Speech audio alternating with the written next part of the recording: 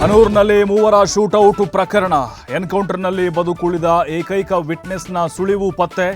ಅತ್ತ ಮೃತರ ಮನೆಗೆ ಡಿಸಿ ಭೇಟಿ ನೀಡಿ ಸಾಂತ್ವನ. ಸಚಿವ ನಾಗೇಂದ್ರ ರಾಜೀನಾಮೆಗೆ ವಿಪಕ್ಷಗಳ ಪಟ್ಟು ಹಿನ್ನೆಲೆ. ಇಂದು ವಿಧಾನಸೌಧದ ಗಾಂಧಿ ಪ್ರತಿಮೆ ಎದುರು ಕೈ ನಾಯಕರ ಧರಣಿ. ಪ್ರತಿಭಟನೆಯಲ್ಲಿ ಭಾಗಿಯಾಗಲಿರೋ ಸಿಎಂ ಡಿಕೆಶಿ. ನೀಟ್ ಪ್ರತಿಭಟನೆ ವೇಳೆ ಪೊಲೀಸ್ ದೌರ್ಜನ್ಯ ಆರೋಪ. ಉನ್ನತ ಮಟ್ಟದ ವಿಚಾರಣಾ ಸಮಿತಿ ರಚಿಸಿದ ಸುಪ್ರೀಂ.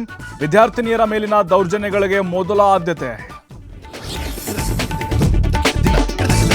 ಅಮಿತ್ ಶಾ ನೇತೃತ್ವದಲ್ಲಿ ಸಿಎಂಗಳ ಜೊತೆ ಸಭೆ. ತಮಿಳುನಾಡು ಮುಖ್ಯಮಂತ್ರಿ ಎದುರೇ ಕಾವೇರಿ ವಿಚಾರ ಪ್ರಸ್ತಾಪಿಸಿದ ಡಿಕೆಶಿ. ನೀರು ನಮ್ಮನ್ನ ಒಗ್ಗೂಡಿಸಬೇಕು, ವಿಭಜಿಸಬಾರದು ಎಂದ ಸಿಎಂ.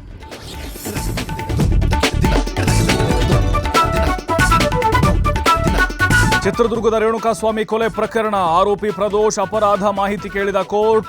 ಮಾಫಿ ಸಾಕ್ಷಿ ಅರ್ಜಿ ಆದೇಶ ಆಗಸ್ಟ್ 24ಕ್ಕೆ ಮುಂದೂಡಿಕೆ.